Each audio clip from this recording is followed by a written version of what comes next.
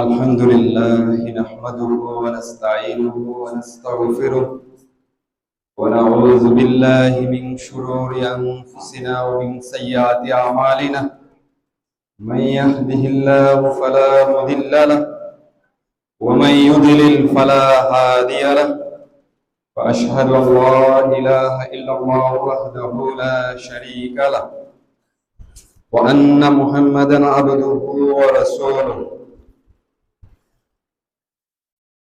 صلى الله عليه وسلم يا أيها الذين آمنوا اتقوا الله حق تقاته ولا تموتن إلا وأنتم مسلمون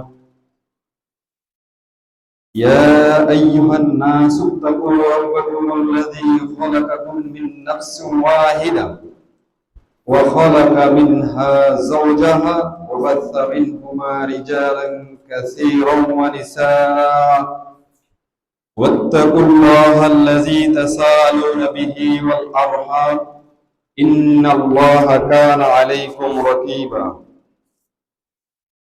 يا أيها الذين آمنوا اتقوا الله وقولوا قولا سديدا يصلح لكم أعمالكم ويغفر لكم ذنوبكم ومن يطع الله ورسوله فقد فاز فوزا عظيما أما بعد فإن خير الحديث كتاب الله وخير الهدي هدي محمد صلى الله عليه وسلم وشر الأمور محدثاتها وكل محدثة بدعة وكل بدعة ضلالة وكل ضلالة في النار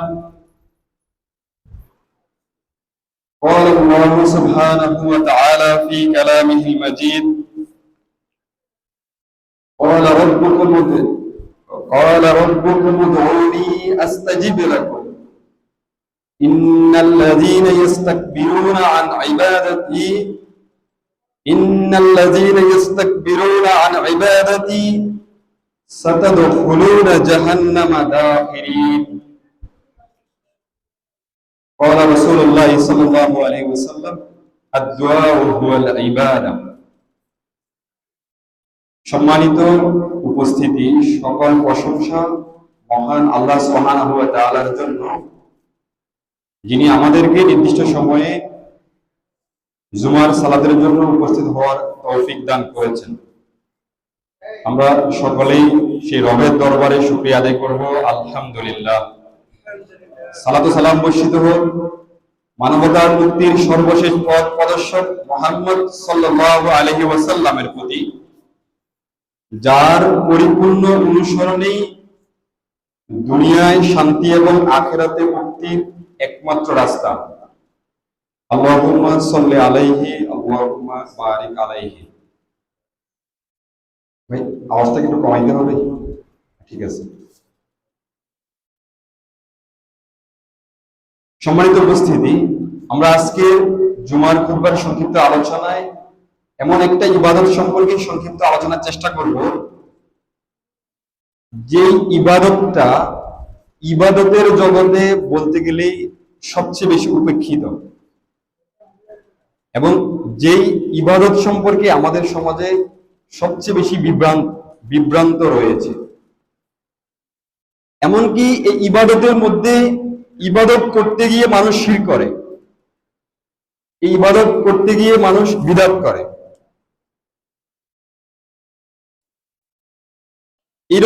এইরকম একটা ইবাদত,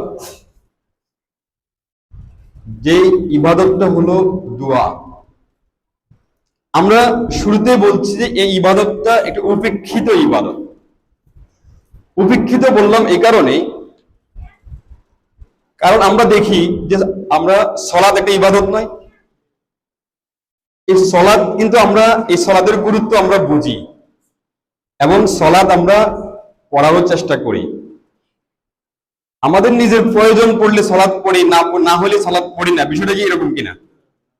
সিয়াম যখন আমাদের কাছে ফরজ হয়, যখন রমাজান মাস আমাদের কাছে উপস্থিত হয়, তখন কিন্তু আমরা সিয়াম পালন করি। কিন্তু দোয়া এমন একটা ইবাদত যে ইবাদতটা আমরা মনে করি শুধুমাত্র আমাদের প্রয়োজন হলেই করব, আমাদের প্রয়োজন না হলে এটাকে আমরা আর গুরুত্ব দিই না। ইবাদত যে আমাদের প্রয়োজন হলেও করতে হবে, না হলেও করতে হবে, এটাই কিন্তু ইবাদত। কারণ ইবাদত হলো আল্লাহর বিধান। আল্লাহর বিধান আপনার প্রয়োজন পড়লে করবেন, আপনার প্রয়োজন পড়লে করবেন না, বিষয়টা কিন্তু এমন কোনো বিষয় নয়। এজন্যই আমরা বললাম যে এই ইবাদতটা একটা উপেক্ষিত একটা বিষয়, যে আমাদের কাছে এটার গুরুত্ব এমন হলো যে আমরা প্রয়োজন হলে, আমি কোনো বিপদে পড়লে তখন আমি দোয়া করতে যাই, আবার ওই দোয়া করতে গিয়ে আমরা শিরকের মধ্যেও পড়ে যাই। এই দোয়া করতে গিয়ে আমরা অনেক বিদাতের মধ্যে পড়ি এবং নিজেরা নিজেদের মন গড়া অনেক পদ্ধতিও আবিষ্কার করে নিয়েছি। অথচ রাসূল সাল্লাল্লাহু আলাইহি ওয়াসাল্লাম বলছেন, আদ-দুআউ হুয়াল ইবাদা, দোয়া এটা হলো একটা ইবাদত। দোয়া হলো কি? ইবাদত। এটা আপনি করতে বাধ্য, এটা আল্লাহ সুবহানাহু ওয়া তাআলার একটা হুকুম, আল্লাহ একটা বিধান, আপনাকে এই দোয়া অবশ্যই করতে হবে। রাসূল সাল্লাল্লাহু আলাইহি ওয়াসাল্লাম অন্য হাদিসে বলছেন, লাইসা শাইউন আকরামা আলাল্লাহি মিনাদ দুআ, দুয়ার চাইতে সম্মানিত আর কোন বিষয় আল্লাহ সুবহানাহু ওয়া তাআলার নিকট নেই। লাইসা, কোনো কিছুই এরকম কি নয়, সম্মানিত নয় দুয়ার চাইতে।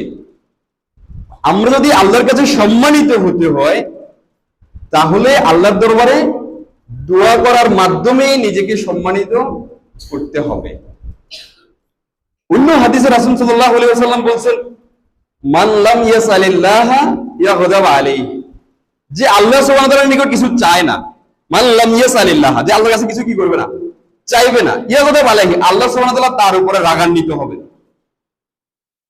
যদি মানুষ আল্লাহর দরবারে কিছু না চায়, তাহলে আল্লাহ কি হবেন? আল্লাহ তার উপর রাগান্বিত হবেন। তাহলে দুয়ার গুরুত্ব কি? দুয়া কি আমি চাইলে, আমার মন চাইলে করব, মন চাইলে করবো না, বিষয়টা কি এমন পর্যায়ে থাকলো? বিষয়টা থাকলো না।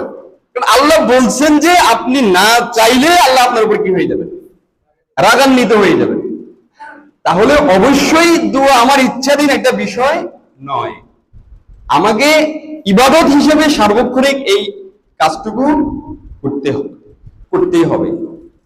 আর দোয়া হলো এমন ক্ষমতাবান, এমন পাওয়ারফুল একটা বিষয়, একটা ইবাদত। রাসূল সাল্লাল্লাহু আলাইহি ওয়াসাল্লাম বলছেন, দোয়ার এমন ক্ষমতা, দোয়ার ক্ষমতা রাসূল সাল্লাল্লাহু আলাইহি ওয়াসাল্লাম বর্ণনা করছেন, লা ইয়ারুদ্দুল কদা, লা ইয়ারুদ্দুল কদা মানে তাকদীর, মানুষের কদর কোনো কিছুই কি করতে পারবে না, পরিবর্তন করতে পারবে না। লা ইয়ারুদ্দুল কদা, মানুষের তাকদীর কোনো কিছু পরিবর্তন করতে পারবে না, ইল্লা দুআ, দুআ ব্যতীত। তাহলে দোয়ার ক্ষমতা কেমন, যে দোয়া চাইলে, দোয়া করলে আল্লাহ সুবহানাহু ওয়া তাআলা মানুষের তাকদীর পর্যন্ত কি করে দিতে পারেন, পরিবর্তন করে দিতে পারেন। দোয়ার ক্ষমতা আমরা যদি আরেকটু লক্ষ্য করি, আল্লাহ সুবহানাহু ওয়া তাআলা পবিত্র কোরআনে ইব্রাহিম আলাইহিস সালামের একটা দোয়ার বর্ণনা দিচ্ছেন। আল্লাহ সুবহানাহু ওয়া তাআলা স্বয়ং নিজে বলছেন, ওয়াইজ ক্বালা ইব্রাহিম রব্বি জাল হাযা বালাদান আমিনা ওয়ারযুক আহলাহু। আল্লাহ সুবহানাহু ওয়া তাআলা ইব্রাহিম আলাইহিস সালামের দোয়ার বর্ণনা দিচ্ছে। ওয়াইজ ক্বালা ইব্রাহিম, তোমরা স্মরণ করো সেই বিষয়ে যখন ইব্রাহিম বলছিল, হে আমার রব, হে আমার প্রতিপালক, আপনি এই শহরকে নিরাপদ শহর হিসেবে কবুল করুন। কোন শহরের কথা বলছেন? মক্কা নগরীর কথা বলছেন। যখন ইব্রাহিম আলাইহিস সালাম শিশুপুত্র ইসমাইল আলাইহিস সালামকে মক্কায় জনশূন্য নগরীতে রেখে যাচ্ছেন, তখন ইব্রাহিম আলাইহিস সালাম আল্লাহ সুবহানাহু ওয়া তাআলার নিকট দোয়া করছেন, আপনি হে আল্লাহ, আপনি এই শহরকে কি করে দেন? নিরাপদ করে দেন। এই শহরে এদের এমন রিজিকের ব্যবস্থা করেন, এমন ফলমূল থেকে রিজিকের ব্যবস্থা করে দেন। সেই দোয়ার ক্ষমতা দেখুন। আজকে পর্যন্ত পৃথিবীর সবচেয়ে নিরাপদ শহরের নাম কি? মক্কা। সেই আজ থেকে 4500 বছর আগে আল্লাহ সুবহানাহু ওয়া তাআলার নিকট ইব্রাহিম আলাইহিস সালাম দোয়া করেছিলেন যে আল্লাহ, এই শহরকে আপনি কি করে দেন? নিরাপদ নগরী করে দেন। এই শহরের নিরাপদ, এই শহর কতটুকু নিরাপদ হলে মহান আল্লাহ সুবহানাহু ওয়া তাআলা এই শহরের নিরাপত্তার শপথ করেছিলেন। সূরা ৩-এ আল্লাহ সুবহানাহু ওয়া তাআলা 4টা বিষয়ের শপথ করেছে না? ওয়াত-তিন ওয়াজ-যাইতুন ওয়া তুরি সিনিনা ওয়া হাযাল বালাদিল আমিন। আল্লাহ সুবহানাহু ওয়া তাআলা সেই বালাদিল আমিন, এই নিরাপদ শহরেরও কি করেছিলেন? শপথ করেছিলেন।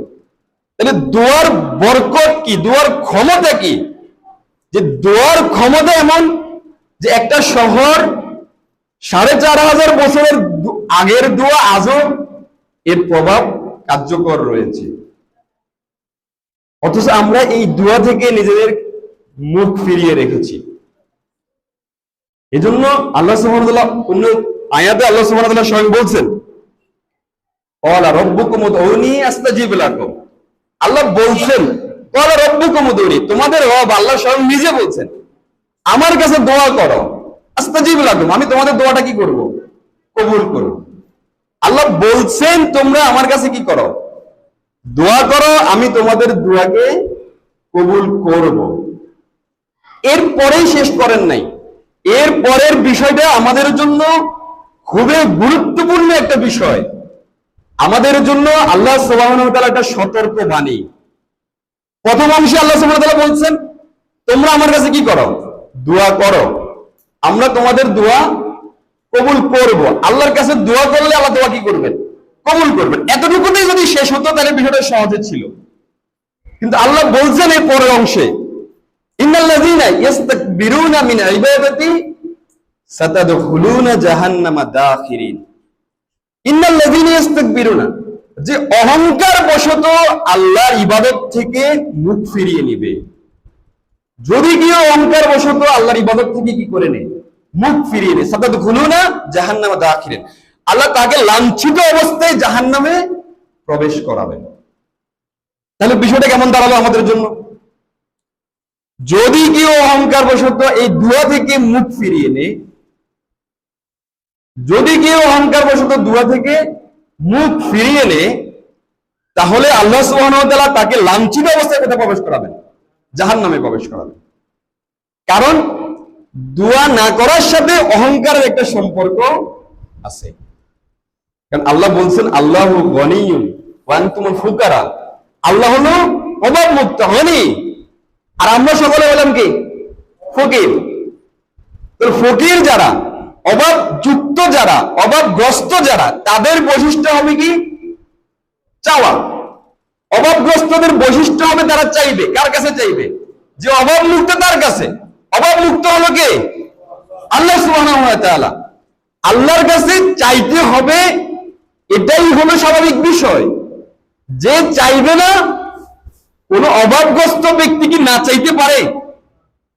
অভাবগ্রস্ত ব্যক্তি কি না চাইতে পারে? না চাইতে পারে না। তাহলে সে চায় না কেন? হয়তোবা সে নিজেকে অভাবগ্রস্ত মনে করে না।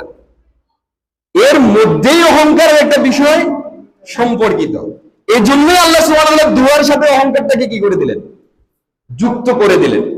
যদি তুমি অহংকার বশত আল্লাহর কাছে দোয়া করা থেকে, আল্লাহর কাছে চাওয়া থেকে মুখ ফিরিয়ে নাও, তাহলে এটা তোমার জন্য জাহান্নামে যাওয়ার একটা কি হয়ে যাবে? একটা কারণ হয়ে যাবে। তাহলে আমাদের জন্য কত বড় একটা বিষয়। আর অহংকার সম্পর্কে আল্লাহ রাসূল সাল্লাল্লাহু আলাইহি ওয়াসাল্লাম বলছেন, অহংকার হলো আল্লাহর চাদর। অহংকার কি? আল কিবরিয়া ও রিদাই, অহংকার আল্লাহর কি? চাদর।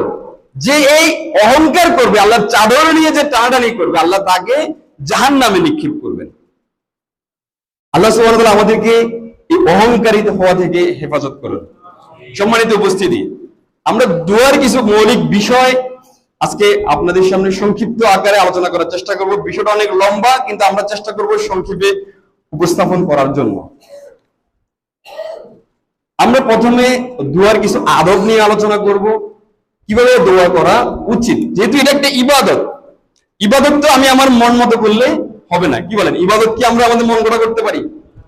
তাহলে ইবাদতের কিছু নির্দিষ্ট কি থাকবে? পদ্ধতি থাকবে। ঠিক তেমনি দোয়ারও কিছু কি আছে? নির্দিষ্ট পদ্ধতি আছে। এরপরে আমরা দেখব কাদের দোয়া আল্লাহ সুবহানাহু ওয়া তাআলা সবচেয়ে বেশি কবুল করেন। এরপর আমরা দেখব দোয়া কবুলের সময় কোনগুলা, কোন সময়ে দোয়া করলে সবচেয়ে বেশি দোয়াগুলো কি হবে, কবুল হবে। এরপর আমরা আলোচনা করব কেন আমাদের দোয়াগুলো কবুল হয় না। যদি লম্বা আলোচনা, আমরা চেষ্টা করব সংক্ষেপে শেষ করার জন্য ইনশাআল্লাহ। প্রথমে আমরা বলতে চাই দোয়ার আদব কি। আল্লাহ সুবহানাহু ওয়া তাআলা বলছেন ওয়াল্লাহিল আসমাউল হুসনা ফাদউহু বিহা। ওয়াল্লাহি, আল্লাহর রয়েছে আসমাউল হুসনা, অনেকগুলো সুন্দর সুন্দর নাম।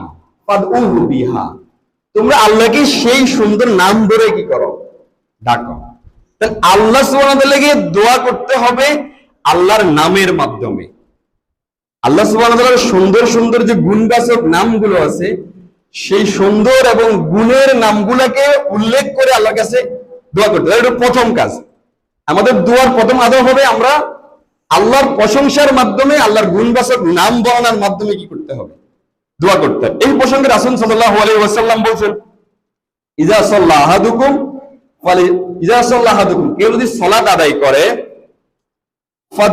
ফায়াদু, এরপরে সে যখন দোয়া করবে তখন সে প্রথমে রাসূল আল্লাহ সুবহানাহু ওয়া তাআলার প্রশংসা করবে।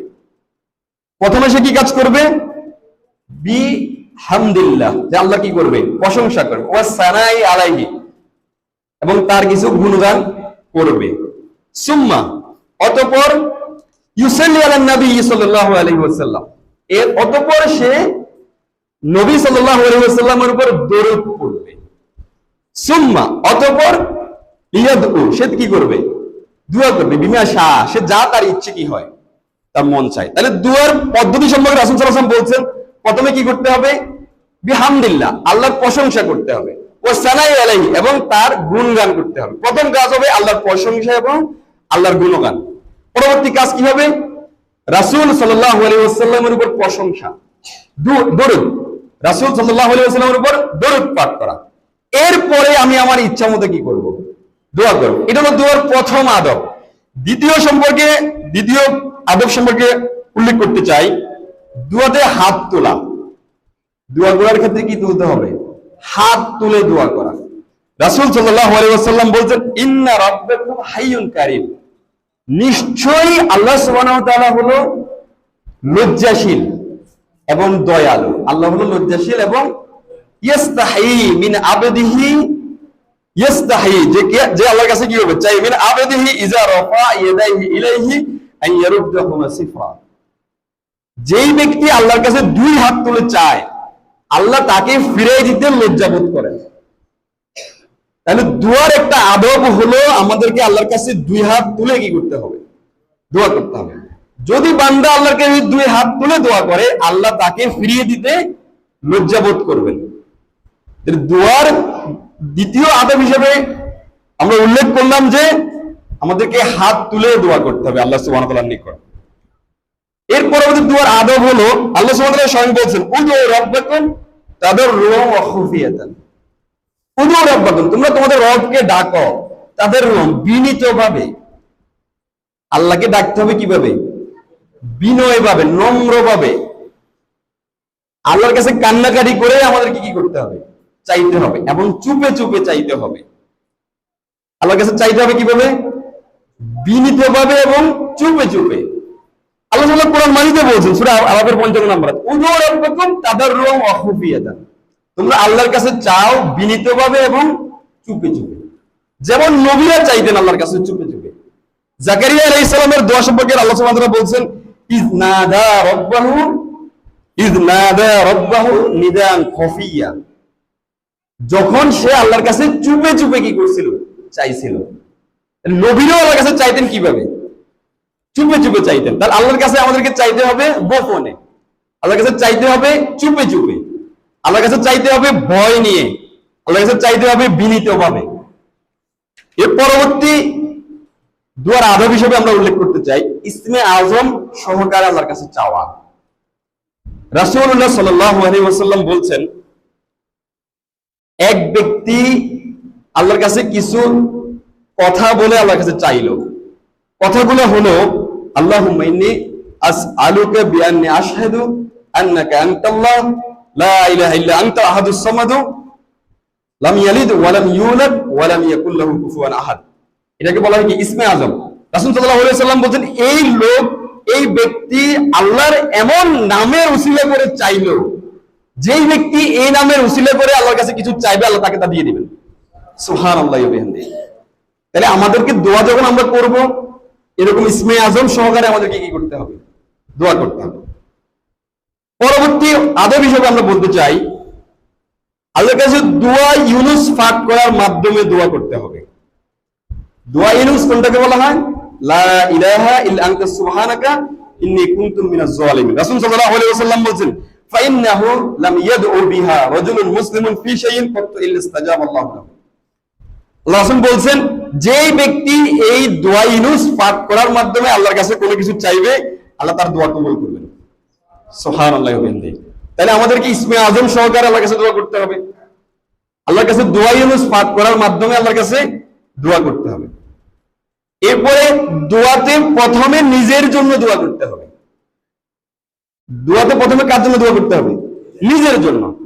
যদি আমি অন্য কারোর জন্য দোয়া করতে চাই, তাহলেও প্রথমে কার জন্য দোয়া করতে হবে? নিজের জন্য। স্বয়ং রাসূল সাল্লাল্লাহু আলাইহি ওয়াসাল্লাম এর দোয়া সম্পর্কে বলছেন, আন্না রাসূলুল্লাহ সাল্লাল্লাহু আলাইহি ওয়াসাল্লাম কানা ইজা যাকারা আহাদান ফাদাআলাহু বাদা বিনাফসিহি। রাসূল সাল্লাল্লাহু আলাইহি ওয়াসাল্লাম যখন কোনো মানুষের সম্পর্কে দোয়া করতে চাইতেন, তখন প্রথমে উনি নিজের জন্য দোয়া করতেন। তাহলে দোয়ার আদব হলো প্রথমে কার জন্য দোয়া করা? নিজের জন্য দোয়া করা। এর পরবর্তীতে অন্য যে কারোর জন্য কি করা? দোয়া করা। এর পরবর্তী দোয়ার আদব হলো দোয়াতে দুনিয়া এবং আখিরাত উভয়ের কল্যাণ কামনা করা। শুধু দুনিয়া কামনা করা দোয়ার আদব না। দোয়া করার সময় দুনিয়া এবং আখিরাত দুই জায়গার জন্য সমন্বিত কি করা উচিত? দোয়া করা উচিত। এর পরবর্তী দোয়ার আদব হলো রাসূল সাল্লাল্লাহু আলাইহি ওয়াসাল্লাম যখন কোনো কিছু চাইতেন, কানা ইজা দা সালাসান। রাসূল সাল্লাল্লাহু আলাইহি ওয়াসাল্লাম যখন কোনো কিছু চাইতেন, তখন তিনবার চাইতেন। আল্লাহর নবী যখন কোনো কিছু চাইতেন, কয়বার চাইতেন? তিনবার চাইতেন। তাহলে দোয়ার আদব হলো যে বিষয়টা আমরা চাইবো, সে বিষয়টা কয়বার চাওয়া? তিনবার চাওয়া। এই হলো মোটামুটি সংক্ষিপ্ত আকারে দোয়ার আদব। আমরা দোয়ার আদব সম্পর্কে কি কি জানলাম? এক নম্বর হলো আল্লাহর প্রশংসা করা, দুই নম্বর হলো রাসূল সাল্লাল্লাহু আলাইহি ওয়াসাল্লামের দরুদ পাঠ করা, তিন নম্বর হলো ইসমে আজম সম্পর্কে দোয়া করা, এরপরে হলো হাত তুলে দোয়া করা, এরপরে হলো চুপে চুপে দোয়া করা, ভয় নিয়ে দোয়া করা, এরপরে হলো দোয়া ইউনুস পাঠ করার মাধ্যমে দোয়া করা, প্রথমে নিজের জন্য দোয়া করা, তারপরে হলো তিনবার দোয়া করা, দুনিয়া এবং আখিরাতের সমন্বিত দোয়া করা। আল্লাহ সুবহানাহু ওয়া তাআলা আমাদেরকে দোয়ার আদব মেনে দোয়া করার তৌফিক দান করুন। এরপর আমরা জানবো কাদের দোয়া সবচেয়ে বেশি আল্লাহ সুবহানাহু ওয়া তাআলা কবুল করেন। রাসূল সাল্লাল্লাহু আলাইহি ওয়াসাল্লাম বলেন, সালাসু দাওয়াতিন মুস্তাজাবাতিন লা শাক্কা ফীহিন্না। তিনজন ব্যক্তি আছে এমন যাদের দোয়া আল্লাহ ফিরিয়ে দেন না। তিনজন ব্যক্তি আছে এবং যাদের দোয়া আল্লাহ সুবহানাহু ওয়া তাআলা কি করেন না? ফিরিয়ে দেন না। তার মধ্যে এক নম্বর হলো দুআউল ওয়ালিদি, পিতামাতার দোয়া। যদি পিতামাতা তার কোন সন্তানের জন্য দোয়া করে, আল্লাহ সুবহানাহু ওয়া তাআলা এই দোয়াটা কি করে দেন না? ফিরিয়ে দেন না। এরপরে দুআউল মুসাফিরি, মুসাফিরের দোয়া আল্লাহ সুবহানাহু ওয়া তাআলা কি করে দেন না? ফিরিয়ে দেন না। তিন নম্বর হলো দুআউল মাজলুম, মাজলুমের দোয়া আল্লাহ সুবহানাহু ওয়া তাআলা কি করে দেন না? ফিরিয়ে দেন না। তাহলে তিন শ্রেণীর মানুষের দোয়া আল্লাহ সুবহানাহু ওয়া তাআলা কখনো ফিরিয়ে দেন না। তার এক নম্বর হলো সন্তানের জন্য পিতামাতার দোয়া, দুই নম্বর হলো মুসাফিরের দোয়া, তিন নম্বর হলো মাজলুমের দোয়া। এই জন্য আমাদের এই তিন দোয়া থেকে আমাদেরকে অবশ্যই সতর্ক হতে হবে, যাতে কোনোভাবে এই তিন ব্যক্তির কাছ থেকে আমরা বদদোয়ার শরীক না হয়ে যাই। যদি আমি আমার পিতামাতার কাছ থেকে কোনো বদদোয়া পেয়ে যাই, তাহলে আপনাকে নিশ্চিত থাকতে হবে আপনি ওই বদদোয়ার মধ্যে অবশ্যই কি হবেন? পতিত হবেন। যদি মুসাফিরের কাছ থেকে আপনি বদদোয়া পেয়ে যান, মাজলুমের কাছ থেকে যদি আপনি বদদোয়া পেয়ে যান, তাহলে অবশ্যই আপনি এই দোয়ার ওই বদদোয়ার মধ্যে কি হবেন? পতিত হবেন। মাজলুমের বদদোয়া সম্পর্কে রাসূল সাল্লাল্লাহু আলাইহি ওয়াসাল্লাম বলেছেন, ওয়াত্তাকি দাওয়াতিল মাজলুম, তোমরা মাজলুমের দোয়া থেকে আল্লাহকে ভয় করো। কেননা লাইসা লাইসা বাইনাহু ওয়া বাইনাল্লাহি হিজাবুন। কেননা মাজলুম এবং আল্লাহর কাছে, আল্লাহর মধ্যে কোনো পর্দা থাকে না। মজলুম এবং আল্লাহর দরবারের মধ্যে কোনো কি থাকে না, পর্দা থাকে না। এই জন্য আমাদেরকে মজলুম যে তার বদদুয়া থেকে হেফাজত হতে হবে। এই বিষয়টা আমাদের প্রত্যেককেই সতর্ক থাকা উচিত, যে আমি যাতে নিজেকে জালেম হিসেবে প্রতিষ্ঠিত না করি, যাতে মজলুম আমার জন্য কোনো বদদুয়া না করে ফেলে। আল্লাহ সুবহানাহু ওয়া তাআলা আমাদেরকে কবুল করুন। সর্বোত্তম দোয়া সম্পর্কে রাসূল সাল্লাল্লাহু আলাইহি ওয়াসাল্লাম বলেন, আফদালুজ যিকরি লা ইলাহা ইল্লাল্লাহ, সবচেয়ে উত্তম জিকির হলো লা ইলাহা ইল্লাল্লাহ, আর আফদালুদ দুআ আলহামদুলিল্লাহ, আর সর্বোত্তম দোয়া হলো আলহামদুলিল্লাহ, আল্লাহর প্রশংসা করা। এজন্য আমরা সর্বদা আল্লাহর প্রশংসা করার চেষ্টা করব ইনশাআল্লাহ। এরপর আমরা আলোচনা করতে চাই দোয়া কবুলের সময়গুলো নিয়ে। দোয়া কবুল হওয়ার কিছু বিশেষ সময় আছে। রাসূল সাল্লাল্লাহু আলাইহি ওয়াসাল্লাম বলেন, ইয়ানজিলু রাব্বুনা তাবারাকা ওয়া তাআলা কুল্লা লাইলাতিন ইলা সামাইদ দুনিয়া হিনা ইয়াবকা সুলুসুল লাইলিল আখির। রাসূল সাল্লাল্লাহু আলাইহি ওয়াসাল্লাম বলেন, আল্লাহ সুবহানাহু ওয়া তাআলা রাতের শেষ তৃতীয়াংশে প্রথম আসমানে নিজেকে কি করেন, অবতীর্ণ করেন। ইয়াকুলু, তখন আল্লাহ সুবহানাহু ওয়া তাআলা স্বয়ং নিজে বলেন, কে আছে এমন, আল্লাহ ডাকেন, কে আছে এমন যে আমাকে ডাকবে, আমি তার ডাকে সাড়া দেব। কে আছে এমন আল্লাহর কাছে চাইবে, আমি তাকে কি করব, তার চাওয়া পূরণ করে দেব। কে আছে এমন আমার কাছে ক্ষমা চাইবে, আমি তাকে ক্ষমা করে দেব। দোয়া কবুলের সময় হলো কোনটা, রাতের শেষ তৃতীয়াংশ। রাতের যখন 2/3 শেষ হয়ে যায়, 1/3 অবশিষ্ট থাকে, শেষ অংশ, ওই সময়ে দোয়া সবচেয়ে বেশি কি হবে, কবুল হবে। কেন, স্বয়ং আল্লাহ সুবহানাহু ওয়া তাআলা বান্দাকে তখন ডাকবেন, কে আমার কাছে চাইবে আমি তাকে কি করে দেব, দিয়ে দেব। কে আমার কাছে ক্ষমা চাইবে আমি তাকে ক্ষমা করে দেব। তাহলে যদি আমরা আল্লাহর কাছ থেকে ক্ষমা নিতে চাই, আল্লাহর কাছ থেকে কোনো দুনিয়া এবং আখিরাতের কল্যাণ নিতে চাই, তাহলে ওই সময় আল্লাহর কাছে চাইতে হবে। রাসূল সাল্লাল্লাহু আলাইহি ওয়াসাল্লামকে প্রশ্ন করা হলো, আইয়ু দুআই আসমাউ, হে আল্লাহর রাসূল, কোন দোয়াটা আল্লাহ সবচেয়ে বেশি শুনেন, আল্লাহ সবচেয়ে বেশি কবুল করেন? রাসূল সাল্লাল্লাহু আলাইহি ওয়াসাল্লাম বলছেন, জাওফুল লাইলিল আখির।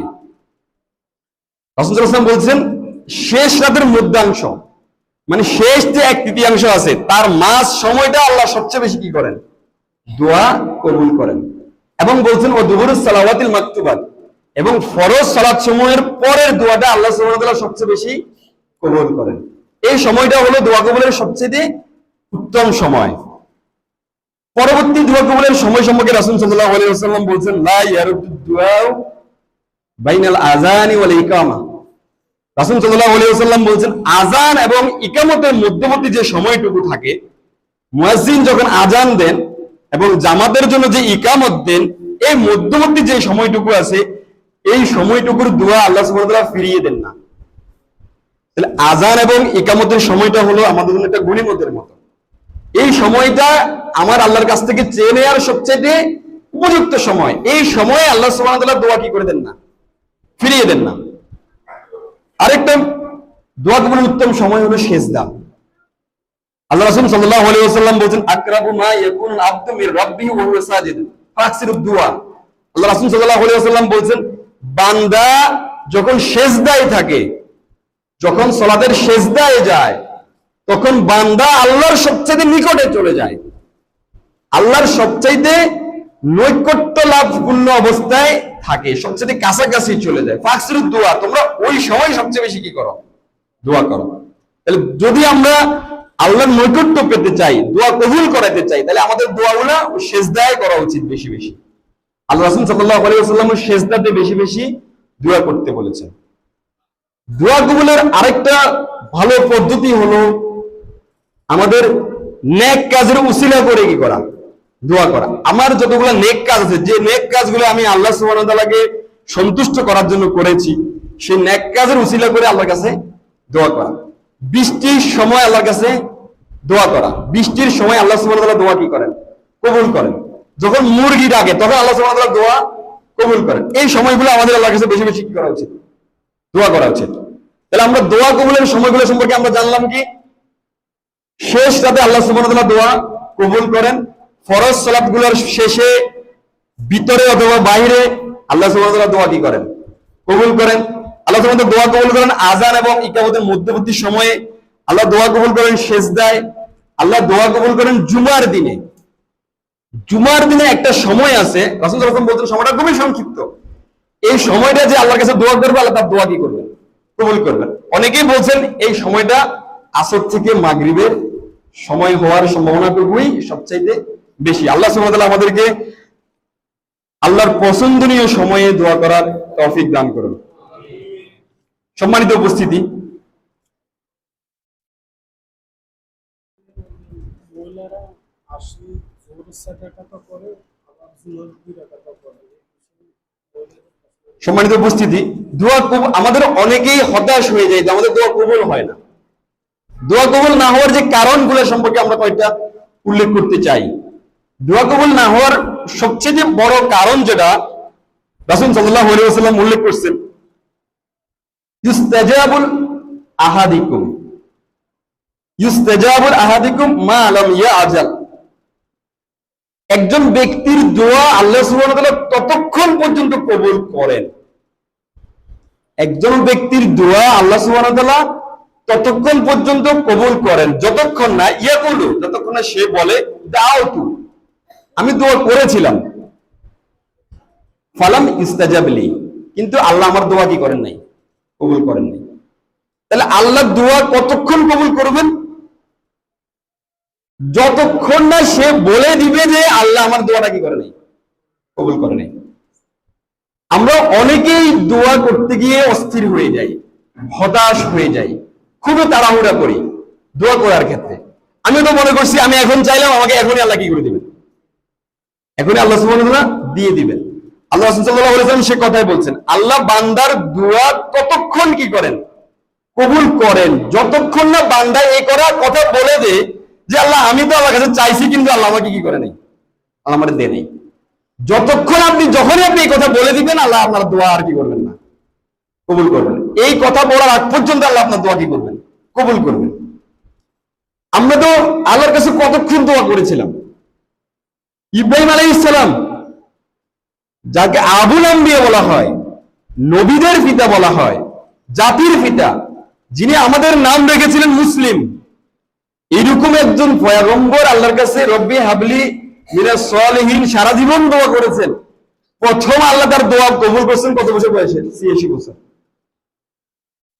তার দোয়ার ফলাফল আল্লাহ তাকে দিয়েছেন কত বছর বয়সে? প্রথম আল্লাহ সুবহানাহু ওয়া তাআলা ইসমাঈল আলাইহিস সালাম কে দান করেছিলেন যখন ইব্রাহিম আলাইহিস সালাম বয়স ছিল কত? ৮৬ বছর। আমরা কি এত বেশি দোয়া করেছি আমার কাছে? কিন্তু তারপরে আমরা কি হয়ে যাই? হতাশ হয়ে যাই। আর যদি আমরা হতাশ হই, মূলত আমরা আমার দোয়াকে নষ্ট করে ফেলি। আমাদের দোয়া নষ্ট হয়ে যাওয়ার পিছনে সবচেয়ে বড় কারণ হলো আমাদের হতাশা। সম্মানিত উপস্থিতি, রাসূল সাল্লাল্লাহু আলাইহি ওয়াসাল্লাম আরেকটা হাদিসে বলছেন, মা মিন মুসলিমিন ইয়াদউ বিদাওয়াতিন লাইসা ফিহা ইসমুন ওয়ালা কতিয়াতিন। একজন মুসলিম যদি আল্লাহর কাছে দোয়া করে এবং সেই দোয়াতে কোনো ফাফের দোয়া না করে, একজন মুসলিম যদি আল্লাহর কাছে দোয়া করে এবং সেই দোয়া যদি কোনো ফাফ কাজের জন্য কি না করে, দোয়া না করে, মানে সে যদি কোনো ফাফের জন্য আল্লাহর কাছে না চায়, যেটা অন্যায় কাজ, কোনো গুনাহের কাজ আল্লাহ করাই দেওয়ার জন্য যদি আল্লাহ তার কাছে কি না চায়, কেউ যদি চায় যে কোন একটা মেয়ের সাথে যে প্রেম করবে, এই জন্য আল্লাহর কাছে সে চাচ্ছে কি করার জন্য? দোয়া করার জন্য। সে চাইতেছে সেই সুদের ব্যবসার উন্নতির জন্য, সে চাচ্ছে তার ঘুষের উন্নতির জন্য। এরকম কোন ফাফের যদি সে কি করে, আল্লাহর কাছে দোয়া করে, যদি ফাফের দোয়া না করে, যদি তার দোয়ায় কোনো ফাফ না থাকে এবং আত্মীয়তার সম্পর্ক ছিন্ন করার দোয়া না থাকে, দুটা বিষয় বলছেন রাসূল সাল্লাল্লাহু আলাইহি ওয়াসাল্লাম। একজন মুসলিম যদি আল্লাহর কাছে দোয়া করে এবং সেই দোয়ায় যদি ফাফ এবং আত্মীয়তার সম্পর্ক ছিন্ন হওয়ার দোয়া না থাকে, তাহলে রাসূল সাল্লাল্লাহু আলাইহি ওয়াসাল্লাম বলছেন আল্লাহ সুবহানাহু ওয়া তাআলা তার দোয়া অবশ্যই কি করবেন? কবুল করবেন। তিনটা পর্যায়ের একটা পর্যায়ে, যার এক নম্বর পর্যায়ে হলো আল্লাহ তাকে সে যা চাইছে তা দিয়ে দিবেন। আল্লাহ তাকে যা চাইছে তা কি করে দিবেন? দিয়ে দিবেন। দ্বিতীয় নম্বর পর্যায়ে হলো আল্লাহ তাকে এই দোয়ার বিনিময়ে আখিরাতে উত্তম প্রতিদান দান করবেন। তৃতীয় নম্বর পর্যায়ে হলো আল্লাহ তাকে তার এই দোয়ার বিনিময়ে তার দুনিয়ার কোন মুসিবত দূর করে দিবেন। সুবহানাল্লাহ। তাহলে আমাদের দোয়া বিফল হওয়ার কোন রাস্তা আছে? কোন রাস্তা নেই। যদি আমার দোয়াতে কোনো পাপ কাজ এবং আত্মীয়তার সম্পর্ক ছিন্নের দোয়া না থাকে, তাহলে আমার দোয়া নিশ্চিত আল্লাহর দরবারে কি হবে? কবুল হবে। হয় আল্লাহ সুবহানাহু ওয়া তাআলা আমার দোয়া আমার যা আছে তা আমাকে দান করবেন, না হয় আমাকে এর জন্য আখিরাতে আরো উত্তম প্রতিদান দান করবেন, না হয় আমার কোনো অজানা বিপদ যেটা আমার উপর আসার ছিল, আল্লাহ সুবহানাহু ওয়া তাআলা আমার দোয়ার বরকতে আমার কাছ থেকে সেই মুসিবত বিপদ দূর করে দিবেন। সুবহানাল্লাহি ওয়া বিহামদিহি। দোয়া কবুল না হওয়ার আরেকটা বড় কারণ হলো আমাদের হারাম ভক্ষণ। সম্মানিত উপস্থিতি, আমরা একটু আগে জেনেছি যে 3 ব্যক্তির দোয়া নিঃসন্দেহে কি হয়? কবুল হয়। তার মধ্যে একটা হলো মুসাফির। তার মধ্যে একজন হলো কি? মুসাফিরের দোয়া আল্লাহ সুবহানাহু ওয়া তাআলা নিঃসন্দেহে কি করেন? কবুল করেন।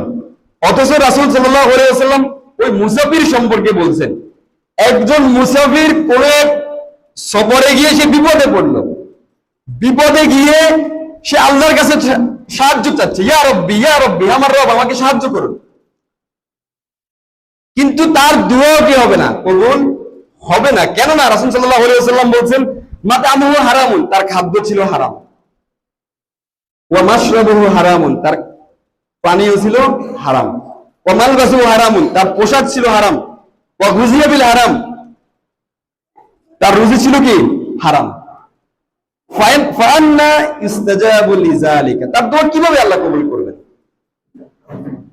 যার দোয়া আল্লাহ নিঃসন্দেহে কবুল করবেন, এরকম ব্যক্তির দোয়াও কবুল হবে না যদি না সে হারাম ভক্ষণ করে।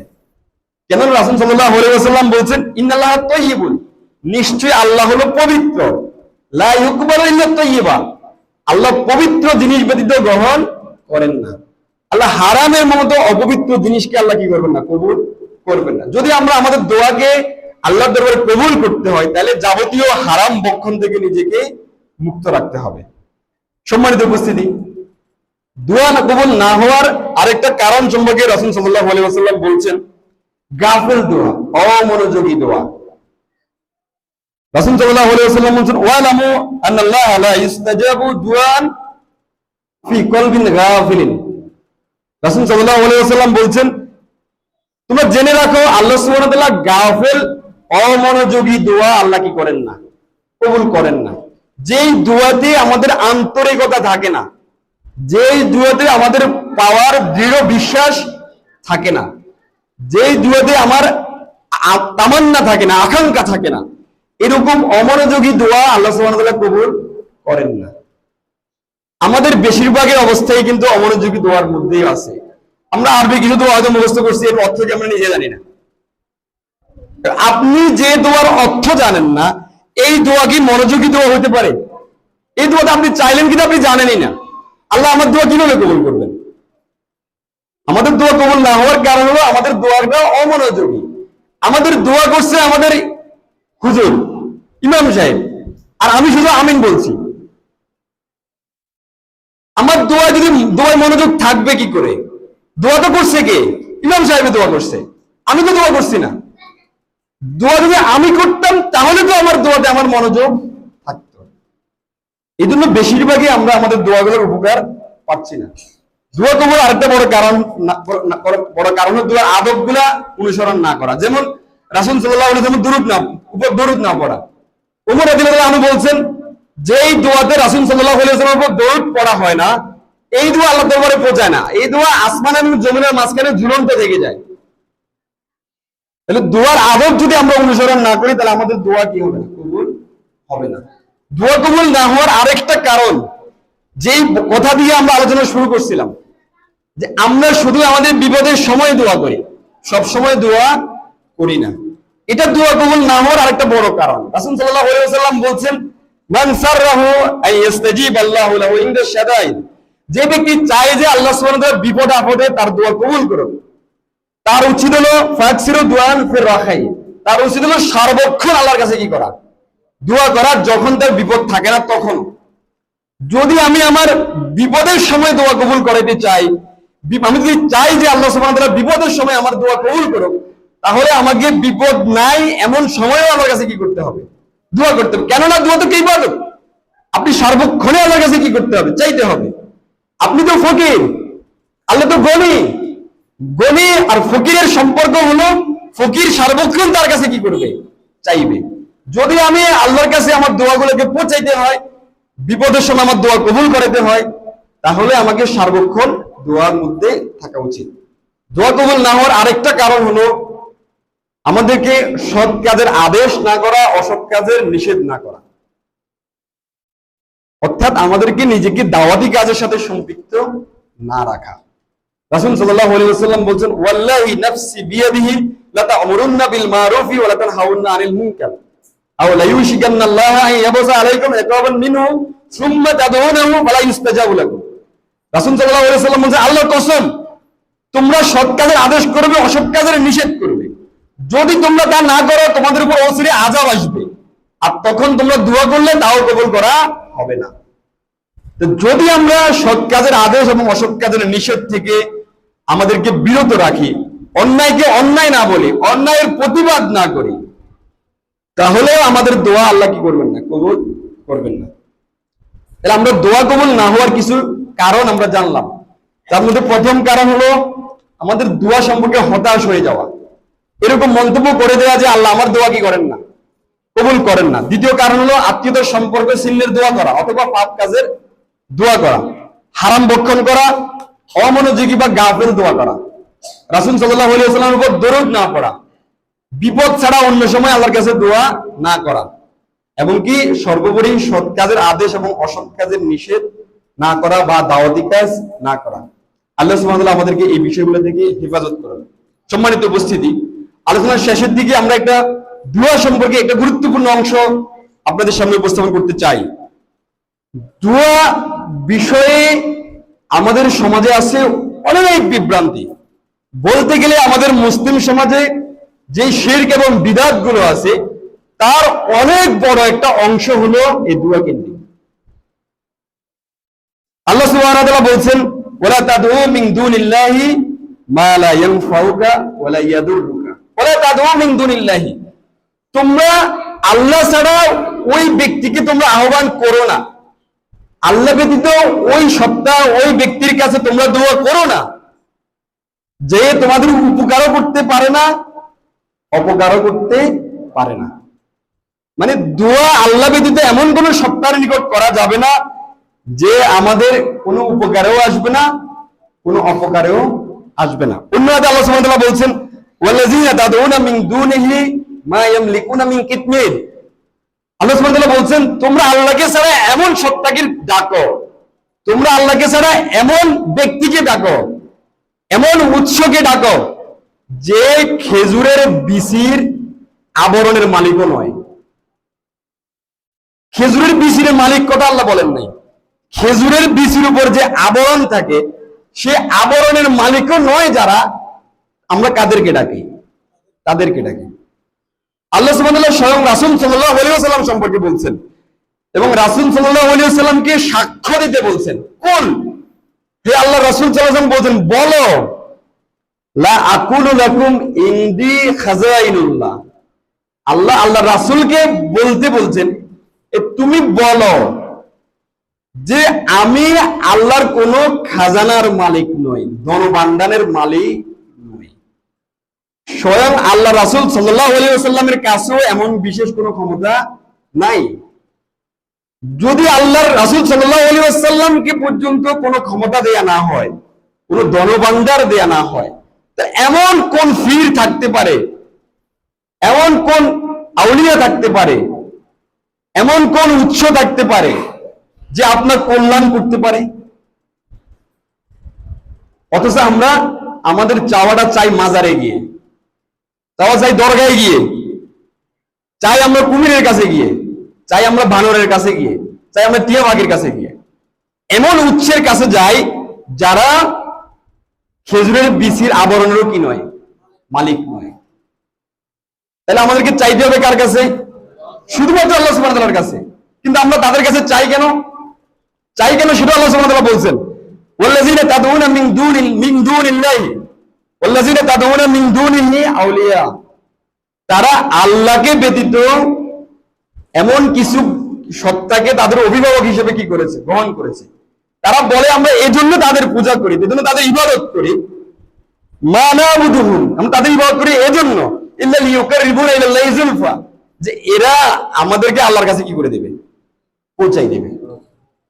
আমরা বলি যে আমরা আমাদের ইমামের কাছে ইমামের মাধ্যমে দোয়া করব, আমরা বলি যে আমাদের ফিরের মাধ্যমে কি করব, দোয়া করব, আমরা বলি যে অমুক গাছের মাধ্যমে কি করব, দোয়া করব। কেন? আমরা তো গুনাহগার, আমাদের দোয়া আল্লাহ কি করবেন না, শুনবেন না। তারা আমাদেরকে কোথায় পৌঁছাই দিবে, আল্লাহর কাছে পৌঁছাই দিবে। এই কথাই আল্লাহ বলছেন কোরআন মাজিদে। অথচ আল্লাহ বলছেন ক্বালা রাব্বুকুম উদউনি, তোমরা আল্লাহকে কি করো, ডাকো, ইস্তাজিব লাকুম, আমি তোমাদের ডাকে কি দেব, সাড়া দেব। আল্লাহকে ডাকলেই আল্লাহ কি দিবেন, সাড়া দিবেন। কিন্তু আমরা আমাদের সমাজে আমাদের মন গড়া কিছু পদ্ধতি তৈরি করে নিয়েছি, আল্লাহ ব্যতীত গায়রুল্লাহর কাছে আমরা চাই। এই বিষয়গুলো একান্তই নাজায়েজ এবং অনেকগুলো শিরকের পর্যায়েও পড়ে। এই দুয়ার মধ্যে আছে আমাদের আরেক বিভ্রান্তি হলো বিদআত।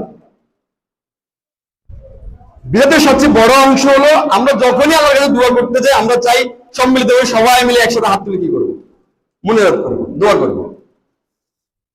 অথচ দোয়ার আদব হলো আল্লাহর কাছে চাইতে হবে চুপে চুপে, আল্লাহর কাছে চাইতে হবে ভয় নিয়ে, মনোযোগী হয়ে। দোয়ার বেশি অংশই হলো আমাকে নিজে চুপে গোপনে আল্লাহর কাছে চাইতে হবে। সবাই মিলে সম্মিলিতভাবে একসাথে দোয়ার বেশিরভাগ জায়গায় হলো বিদআত। কিছু অংশ যেগুলো রাসূল সাল্লাল্লাহু আলাইহি ওয়াসাল্লাম করছেন, যেমন ইস্তিসকা মানে বৃষ্টির যে সালাত, যেমন কুনুত নাজিলা, এরকম যে কিছু অংশ আছে, যেমন চন্দ্র সূর্য গ্রহণের সালাত, এরকম কয়েকটা সালাত ব্যতীত, জায়গা ব্যতীত বেশিরভাগ অংশে রাসূল সাল্লাল্লাহু আলাইহি ওয়াসাল্লাম একা একা দোয়া করেছেন। আর এটাই দোয়ার আদব, আর এটাই হলো দোয়ার পদ্ধতি। কিন্তু আমরা আজকে দোয়ার মধ্যে করে নিয়েছি শিরক, শিরকি পদ্ধতি এবং বিদআতের অনেক পদ্ধতি। আল্লাহ সুবহানাহু ওয়া তাআলা আমাদেরকে দোয়াকে দোয়ার পদ্ধতি অনুযায়ী, দোয়া কবুলের সময় অনুযায়ী, আদব অনুযায়ী আমাদেরকে দোয়া করার তৌফিক দান করুন। আল্লাহ সুবহানাহু ওয়া তাআলা আমাদেরকে আরো বেশি বেশি আল্লাহর কাছে দোয়া করার তৌফিক দান করুন। আকুলু কাওলি হাযা ওয়াস্তাগফিরুল্লাহ লি ওয়া লাকুম ওয়া লিসাইরিল মুসলিমিনা মিন কুল্লি যামব ফাস্তাগফিরুহু ওয়া তুবু ইলাইহি।